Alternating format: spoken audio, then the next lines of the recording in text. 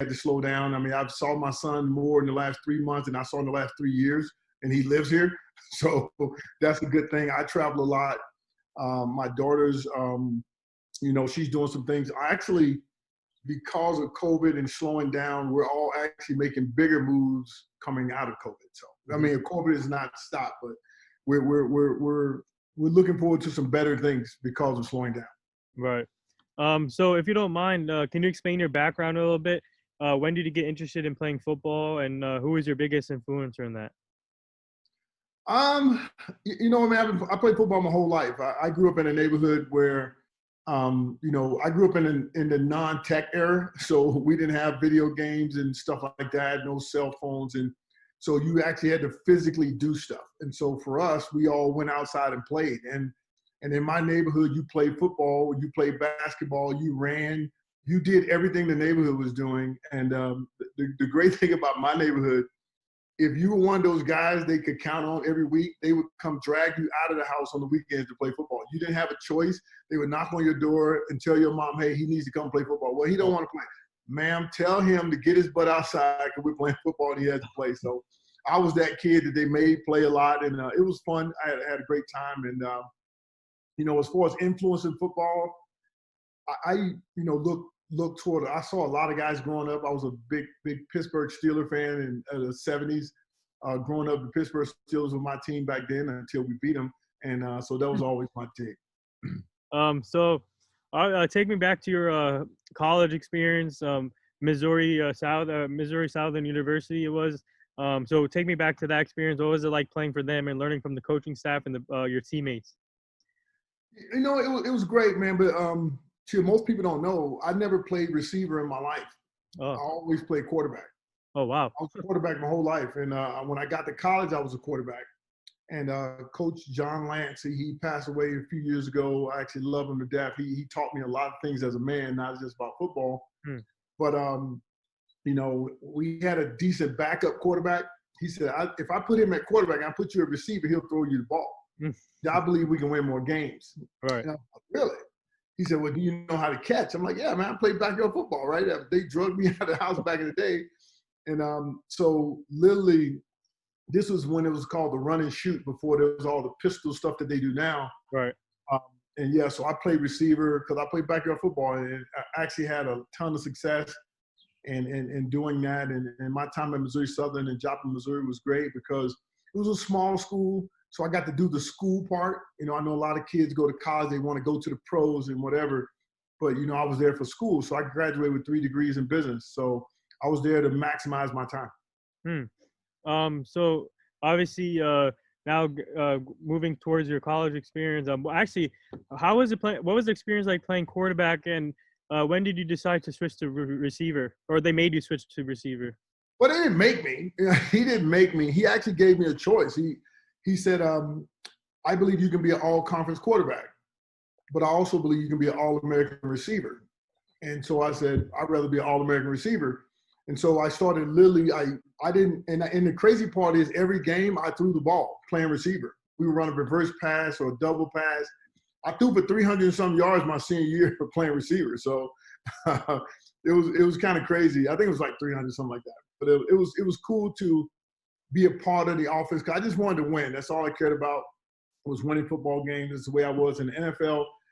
High school, pee-wee football, it didn't matter. I just like winning. And if I could help the team win, it was more about the team than it was about me. Actually, it's kind of rare to see a quarterback who played quarterback to move receiver. But I think obviously we have one in the NFL right now, Julian Edelman. He used to be a quarterback and now he's a receiver. But going towards, so after your college experience, and I know that you got undrafted and the Broncos signed you. So what was it like, the draft experience and sitting all through the rounds and not getting picked? It sucked, right? Being a 2-time All-American and all that stuff, you have all the records and all that stuff. You think you're going to get a chance, and all I ever wanted was a chance. I do remember lounging. I knew I wouldn't get drafted like the first, second round and nothing like that. But here's a good story for you. The Kansas City Chiefs told me they were thinking about picking me in the 3rd round. I went to school in Missouri, so I'm like, wow, I watched the Chiefs for the 5 years I was in college, and everybody's big Chiefs fans. And so I kind of was hoping on that, waiting on that third round. And then I got a call that said, yeah, they're going to go in a different direction. And I was crushed. And they said, they're going to draft a guy named Chris Penn, who went to the University of Tulsa. He's faster. He went to a bigger school and blah, blah, blah. They basically told me all the reasons why I didn't fit. And so I was pissed. I'm going to be honest. I was mad. And lo and behold, going to the Denver Broncos, we play the Chiefs all the time. Right. And I took it out on them. And you can check the stats on that. I made them pay for telling me I wasn't good enough. Yeah. So what was that like when you got the call from the Broncos? Obviously, a storied franchise in the NFL, in my opinion. And I'm a Dallas Cowboy fan, so. Oh, boo! Yeah, but yeah, Denver is another storied franchise, and obviously they had a lot of talent when you were there too. But what was the call like, and who called you that day, and who did you tell first when you got that call? You know what? Because I was still lounging, man. I was sitting on the couch, watching the last rounds of the draft, and you just want to see your name called, man. You want to see your name on that ticker symbol. Hey, so-and-so got picked up, and I didn't have any parties. And friends of mine went, hey, man, let's have a draft party. I said, dude, I don't know if I'm going to get drafted. But they knew in college I was all world, but I said, they don't care at the next level. So I was literally there by myself. I remember getting a call from the Broncos. I can't remember the offensive coordinator's name, but I had talked to my agent who was in Boulder, Colorado at the time. So he said, yeah, the Broncos want to sign you as a free agent. I'm like, what does that mean? I don't have a clue what's going on, small school. He said, well, the Broncos, you'll come in and you'll be, you'll get a chance to make the team. You'll be a free agent. You can sign with the Broncos. And so for me, it was tough because you want to get drafted. But I said, I just want a chance to put cleats on, man. That's all I want. And I got a chance to do that. I remember Wade Phillips was the head coach at the time. My rookie year, Wade Phillips was the head coach. Oh, wow. To this day, Wade Phillips is one of my best friends. Every time I see him, I hug him because he gave me a chance, man. He, gave a guy from a small school who had a lot of heart, didn't have all the speed as all these guys and all that, big school and fanfare, but he saw some guy that was hungry, man, and I was hungry for success. I wanted a chance to win, and he gave me a chance. Man, Ray Phillips, man, he's that's my guy. We would play against Wade's team. Matter of fact, he coached the Cowboys. Yeah, he coached the freaking Cowboys. We dusted him. But we played the Cowboys. Every team he coached with, the Chargers, wherever he was at, and he was on that sideline. I personally went to him before every game and hugged him. And he thought it was weird.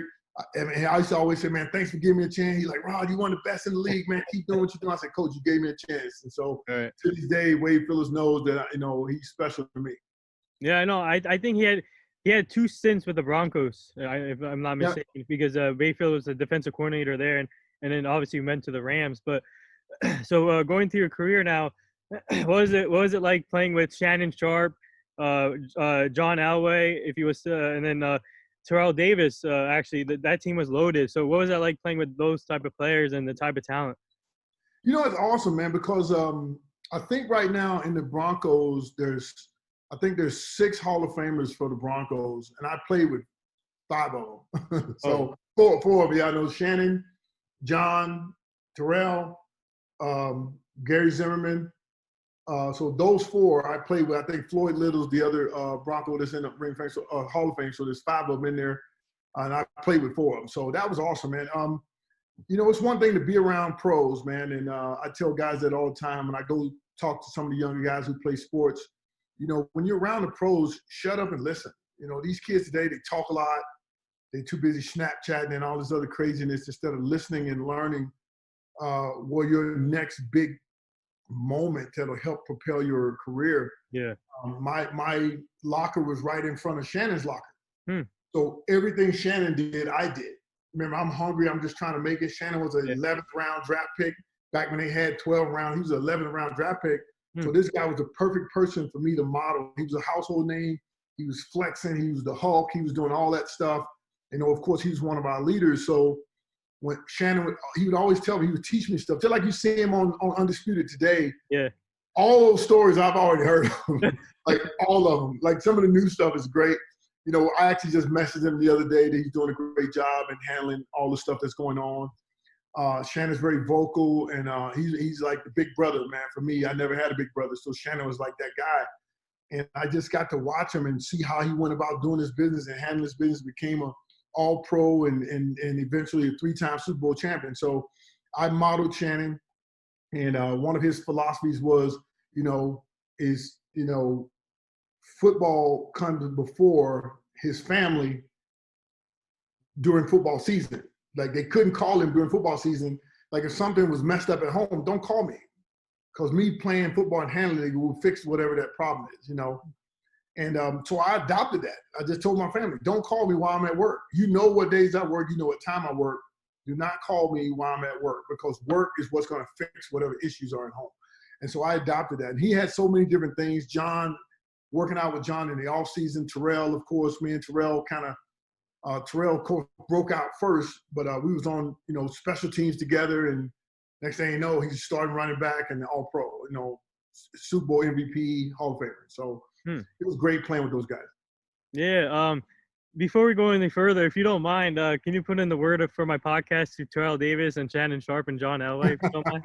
I can't tell those guys what to do. Okay. but you know what, honestly, dude, I'm gonna just say this.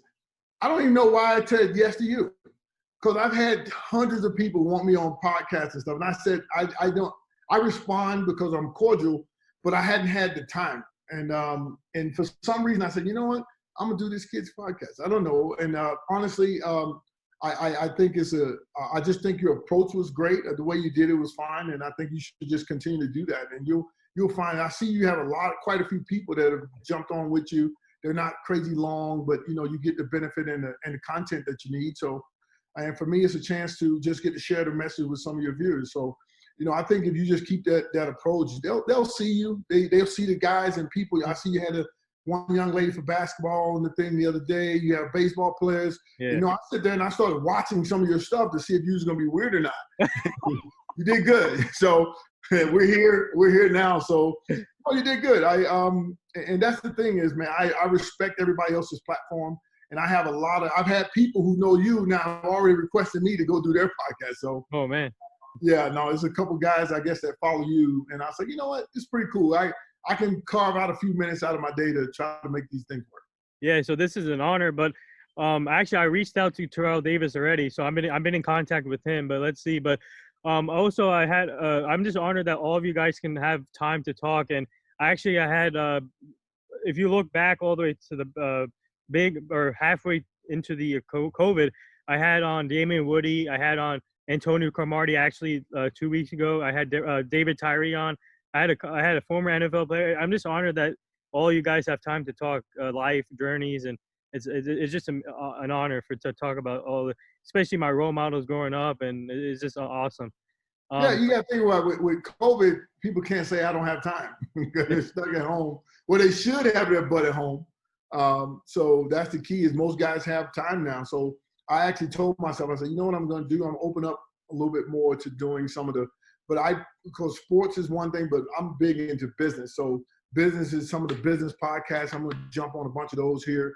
And I got a ton of people on Twitter, even Instagram, Facebook, that want me to jump on. So I'm just going to map out my schedule and be able to put it together. Yeah. So now going back to your career, take me, what was it like winning those 2 Super Bowls with the Broncos and obviously with the Elway and Terrell Davis and Shannon Sharp and the rest of the team? And what was that 2 Super Bowls mean to you? And what was that like? It was great because, Denver had went to a lot of Super Bowls before that.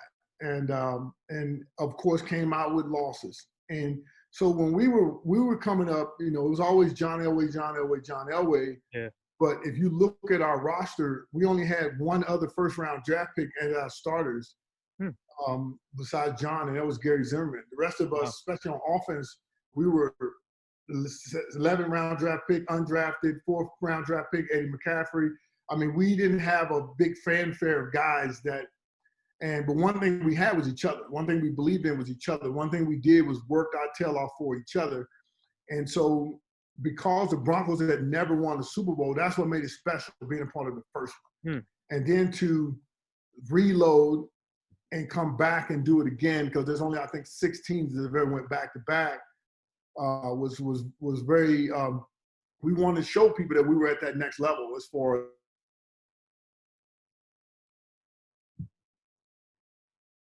Uh-oh.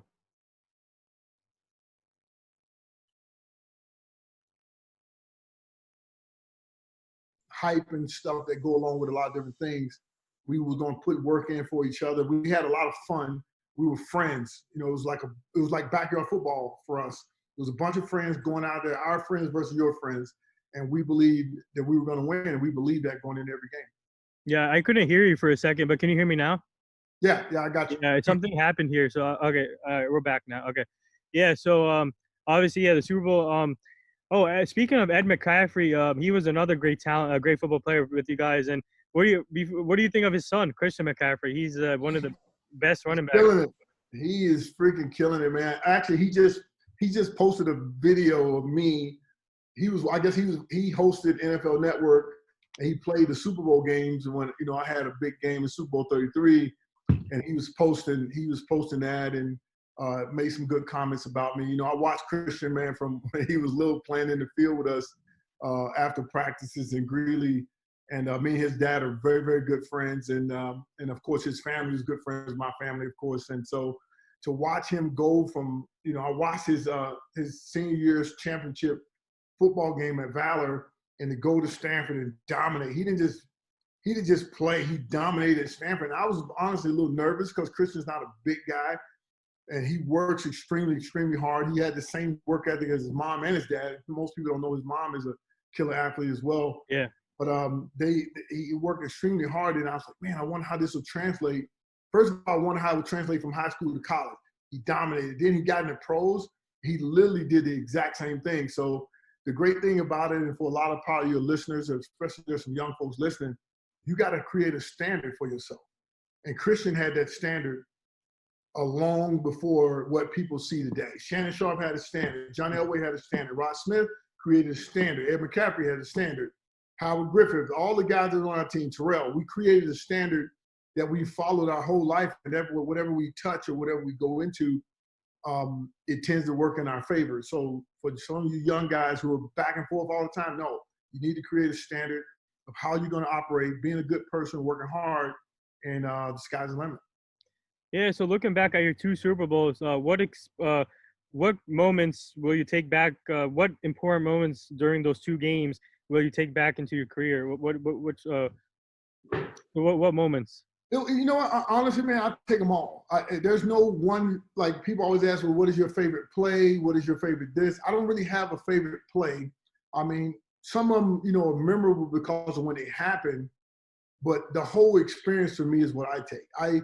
I started in the projects in Arkansas and, a long time ago on welfare and food stamps. So that's where we started, with nothing. And I wanted more for my mom and my family at 12. At 12 years old, I said, I'm going to be the one to change the dynamics of the way we do things. And I started developing that standard at 12. And so there's no such thing as a flash in the pan or overnight success. No, it's work. It's working your ass off day in and day out consistently. When things don't look good, you got to put in the work. When things look great, put in more work. And so, and for me to go into, from watching Super Bowls, watching Monday Night Football growing up, to actually playing in it and winning it twice. Yeah. I mean, it's just a combination of all that stuff. So I don't have one moment. The whole thing is special. It just means if you work hard and you put in the work and you're a good person and you treat people right, you can win. That's always been my philosophy. Yeah. So obviously now moving towards your career now you had 3 Pro Bowl selections, and obviously I'm just curious because now the Pro Bowl, it seems like no one's interested, but was the Pro Bowl big back then when you were playing? Absolutely. Yeah. Back then it was a lot more focus on taking the top players, not necessarily taking the top names. And now it's more about names. And even then it was a little bit about names because some guys didn't have a good year and they would still make the Pro Bowl. Right.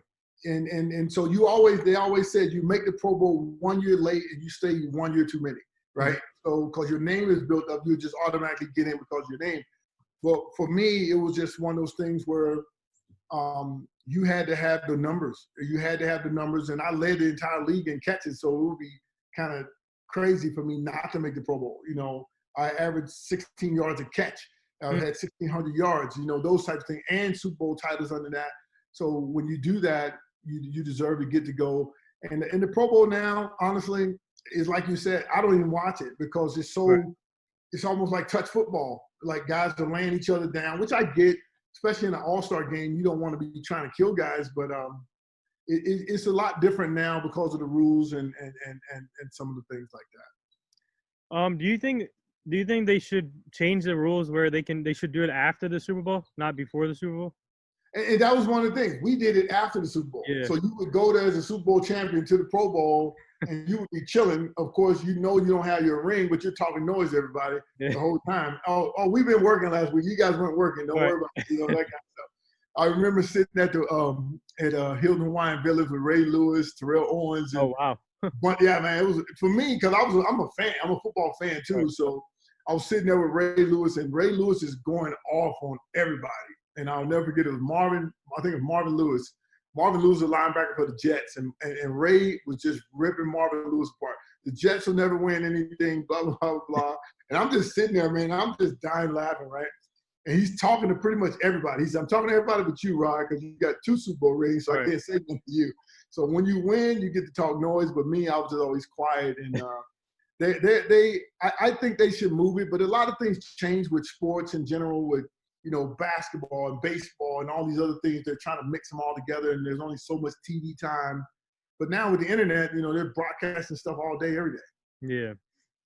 So now, and then you got two-time selection team, and obviously you led in receptions in 2001. So, like for some players, they don't care about the numbers; they just care about winning and helping the team. But for you, what did that mean to you, the reception leading in 2001 and also the two-time selection team? People say they don't care about the numbers. They do. That's not true. You have to have the numbers or you're not playing. If you're not productive in that business, that's the one. This is probably the only business. I don't know how they do it in baseball and basketball, but in football, they recorded everything we ever did every day, all day. Oh. They recorded all of our meetings. They recorded all of our practices. They recorded all of our walkthroughs, of course, all of our games. So I don't know any other business where they record you every day and you watch it with your boss the next day. Yeah. So they can critique you pretty much live. It's ongoing every day. So you got to be on point every day. So those numbers are important. Me leading the league in catches was important because, for one, it proves I was productive in games, but it also meant I was leading my team. And, my thing is, here's a stat you probably didn't know. I don't know if you, but as far as when I retired, I was the number 1 winningest receiver, percentage-wise, when I left the game. I know Jerry Rice and all these guys got way more catches there in the Hall of Fame and all that stuff. But as far as winning games when I started, my percentage was higher than everybody's when I retired. And so that, to me, it's almost like they do it for quarterbacks, but they didn't do it for everybody else. I asked somebody, he said, what, dude, I looked it up. You're number 1. I said, good. That's what I care about. Not only was I productive, but I also won. And that was the most important thing, was winning. And we had some bad years that we didn't get to where we wanted. But the goal at the end of the day for me is, can I contribute to us winning games? Yeah, and obviously, I'm just curious as if I want to ask you this. How come they never consider? How come they never called you? Are you still Hall of Fame eligible? Yeah. Yep. Yeah. Okay. So yeah, I'm just. I was in the finalists like once, like a while back, and then all of a sudden, you're not. It was like I think there's like 3 levels to it, and I had got through first levels. As an undrafted player, I don't care what anybody says, the best undrafted receiver ever playing in the NFL, you're watching. That's me. If you look at the whole body of work, period, there's been some great guys, Wes Welker, Colston, there's several other guys that play receiver that were undrafted that did well. But when you look at the whole body of work, Super Bowl championships, leading the team, Yep. Did that. Yeah, that was that. You had an amazing career, and man, that when I saw your accolades and all the numbers you put up, that is crazy, and you deserve to be in the Hall of Fame at some point. And yeah, it's I appreciate you saying that, and I understand the dynamics. It's crazy how they even choose. And as I'm looking at it now, there's more and more guys at my position that are eligible that are coming up too. Now I'm eligible. And now you got Steve Smith to be eligible pretty soon, Reggie Wayne. These Yeah. are guys I'm fans of theirs, and we're good friends. You know, we talk, and whenever I see them out, and definitely show them all kind of love. But, you know, all of us individually did our best when we could. And that's all you can do. You know, like I tell people all the time, I don't get a vote. You know, I just work my tail off. I didn't even look at really my stats until my career was over. I just wanted to put in the work. And I look back and I'm like, damn, dude, you're pretty good. You know what I'm saying? And so when you compare it to everybody that's in the Hall of Fame now, I got 300-400 more catches than some of the people who are in the Hall of Fame. So, yeah. So now, so after your NFL career, can you explain to me what you're doing now? And does your kids play football too? No, my kids don't. My kids are older. I got grandsons, man. I got 4 grandsons. Oh, wow. Two of them kind of play. One of them plays sports. One of them kind of plays sports. We're playing catch in the yard and stuff like that. And I got him running some cones and different stuff. He was actually working out with me for a while, and then he kind of fell off. Like, hey man, what happened? You didn't show up. Oh, Paul, I'm kind of tired. I said, dude, you can't get tired. That's not an option, right? Yeah. So I still mess with him because I said, man, he just quit on me. He'll see me going into the gym. We got a gym in the house, and I'll go work out. He'll be sitting there playing freaking Minecraft. I'm like, oh, so you're not working out anymore, huh? So I'm putting that seed of doubt in his head that I want him to be a worker, man. You got to work in this world. You got to put in work. So, but now I'm in the business. I have multiple different businesses. I'm an entrepreneur. Got different lines of products and different things coming out. Got a leadership course that I'm actually teaching a leadership course, and I'm launching it. Should be launched here probably first of next week. I got a leadership course. It's actually free. It's a 10-day leadership course teaching people who are entrepreneurs how to lead and all that stuff. So I'm gonna have that launch. I'll send it to you so you can attach it to this if through the recordings or whatever. That way people can get it. It's 100% free. It's a 10-day deal. It's pretty cool. Oh, wow. That's amazing. So before I get to this, I do this rapid fire segment with all my guests that come on the show. But before that, I got a two-part question here. So the first one, obviously, Antonio Brown is making news that he can potentially get another chance in the NFL. So for you, as a former receiver, what advice would you give him for him by getting another chance? And hopefully he does not mess this up. But what advice would you give him to keep his head straight and to take advantage of this opportunity if he gets one?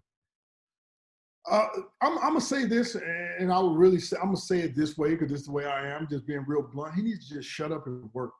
This dude is so freaking talented. I think he has 600 catch seasons. No one's ever done that. He's damaging himself for Hall of Fame and all that stuff for later on down the road. He's really putting a mark in his life that he'll never be able to erase. As far as some of the outside stuff that has nothing to do with the sport. And now, I'm not telling him to just play his sport, no. But I just think if he just let his talent speak for him, some of the antics and all that stuff, let that stuff go because, some people get defined by the antics, not by the body of work. But his body of work is absolutely amazing. And but when you start seeing the off the field stuff and the locker room stuff and the attacking your teammates, and of course people come at him too. Don't get me wrong. And I'm just using the word "shut up" as in just be quiet, bro. Just go in and show them your talent. Don't let your work speak for you. Let your work do your talking for you. That's what I would tell him. But I think he's a tremendous talent, and I don't want through his own doing, his career is going to end up cut very, very short. Right. And also, what advice would he give these young athletes that are trying to be in the same position as you? And also, these young athletes have to come a long way to get where they want to be. So, what advice would you give them? Honestly, it's the same thing. Everybody's into social media. They're about getting likes instead of getting respect. Just because you got likes don't mean you got respect. And in sports, the way you get respect is by putting in the work and winning. Putting in the work and actually coming out on top. Putting up the numbers like we talked about earlier. The numbers are important. If you're the best running back, then prove it. You talking about it is not going to do nothing for me. Right. These young guys today, and I see a lot of them, they're very distracted. And granted, there's a lot of distractions for them with all the social stuff, and everybody's pulling you in all these different directions. All these people are not on your side for you to get to where you say you want to go. There's a small group of people that have helped you get where you are. I think bring them in closer and really listen. And this generation, to me, I would like for them to listen more. The old head have the blueprint for you. And I'll give you a quick story. I remember Brandon Marshall. Brandon Marshall had 900 some catches. I hope his career's not over. Hopefully he can get another chance and he can get over 1,000 catches. But when Brandon Marshall was with me in Denver, I was the starter. He was my backup. Oh, wow. Okay. And so, and I saw where he was headed. And I saw what he wanted because I listened to him. And I said, bro, listen, I'm going to show you how to get what you wanted. But I can promise you it ain't going to look the way you want it. But you will end up where I tell you if you listen to these things I'm talking to you about. I pulled him to the side. This was my last year, and I was hurt that year. I was on IR, and I pulled him to the side, and I worked on technique with his routes. I worked on his mental capacity. I taught him things that I learned. I taught him those things. And Brandon, honestly, he adopted them. He started using them. He had 400 catch season on 4 different teams. Never been done in NFL. So I'm so proud of him for turning his game, his life around. He's a pillar now in mental health and things like that. But here's a guy who humbled himself to listen to the old head so he could go out and be great, in his own right. And so that's why, we're still great friends to this day, still chat back and forth and talk, and he's doing some big things. Yeah, actually, Brandon Marshall, he's doing great things right now. He's I think he has a podcast up too. Yep. So all about life journeys, and he's doing a great job with that too. And so now you're ready for this rapid fire segment? Let's do it. Yeah, because I got to get out of here, man. I got a class. I took an hour out of my class to do your call. Oh, sorry. Okay. Kawhi Leonard's laugh or Kevin Hart's laugh? Wait a minute. Kawhi Leonard or Kevin Hart? Yeah. Both of them are crazy. Kawhi Leonard is just because I've never heard anything like it. Favorite food? My mom's spaghetti. Thoughts on CeeDee Lamb? I think that dude is vicious, man. That dude can be dangerous. I know he's a cowboy, but I think we still got the better end of the deal with Jerry Jeudy. But CeeDee Lamb is. I think, man, all those guys in that level, man, those guys can play. I really look forward to seeing him have a great rookie year. Did Shannon Sharp have the same energy as he did playing in his career? Absolutely. he hadn't changed a bit. Only difference is now millions of people see him instead of the 60 of us in the locker room. That's the only difference. He was still loud. He was still crazy. He was still fun. And one thing you're going to get from Shannon is the truth. Yeah. Who was the funniest person you played with on the team?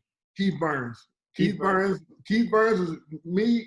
Keith Burns, Shannon Sharp, Dwayne Carswell. Keith and I were rookies together, and Dwayne Carswell and Shannon adopted us, the 3 of us. But Keith is like the funniest guy. He's actually a coach with the Chargers right now. He's an assistant special teams coach with the Chargers. So he's great. He's one of my best friends ever. And Keith was the funniest guy. He constantly kept the locker room laughing and jokes and kept us relaxed. All right. Thoughts? Okay. All right. Thoughts on John Elway keeping the Broncos competitive in the AFC? You know what? I think this year they're addressing some of the things, some of the areas that we missed out on. I think we're going all in with Locke at quarterback, and they're still going to get some guys behind him. I think he's putting the pieces back together to get us back on top. It was never, it's not best competing. It's always about winning. It's about winning the title at the end of the year. That's what Mr. Bolin built, and I think John is putting those pieces together. He's going out getting the right coaches as well as the right players to take us to the next level. Does Jerry Jeudy remind you of yourself? Absolutely not. Hell no. He's way faster. He's way more polished. He got way more accolades than I have. Actually, when I was asked this before the draft, if I had a chance to get a receiver with the Broncos at our spot, which one would I take? I said Jerry Jeudy. I told the guy that, and then we got him, and I was super excited. I actually talked to him on his birthday right after he got drafted. Oh, really? Yeah. So I haven't got a chance to see him in person yet, but I'm looking forward to watch that young man work. Favorite hip-hop artist currently and old school? Currently and old school? I'm be honest with you, I have zero current. I don't even know. I don't even listen to some of these. I mean, I hear the music, but I don't know who it is. I was always a big Ice Cube fan. Ice Cube, pretty much anything Ice Cube ever came out with, I love. Ludacris. These are guys that I can just put their tape in and listen to whenever they drop. anything, I like him. Old school DMX, love DMX. So I really had growing up in Arkansas, there was no, like Master P was down south, so he was a down south guy. Then there was 2 Live Crew with Luke Campbell and them. So I got a lot of different people that I kind of listen to this day. But Ice Cube, I've always respected Ice Cube and the way he projected himself into movies and the way he's doing things. He's always been a favorite of mine. I was just listening to Death Certificate. His first album he dropped was Death Certificate 25 years ago. And I remember standing in line in college to buy it. Yeah. And the last thing here, before I let you go, would you like to say anything to all the nurses, doctors, essential workers? No, thanks, man. One of my friends, she's a nurse in college, going through everything that we're going through. All your, and not just the medical staff, because there's support people around those medical staff, people who are trying to keep our country going and keep it afloat. I think people need to be careful. People can get, right now, people are getting relaxed and it's spiking. COVID is spiking again because people are not taking the social distancing and the mask and all that stuff very seriously.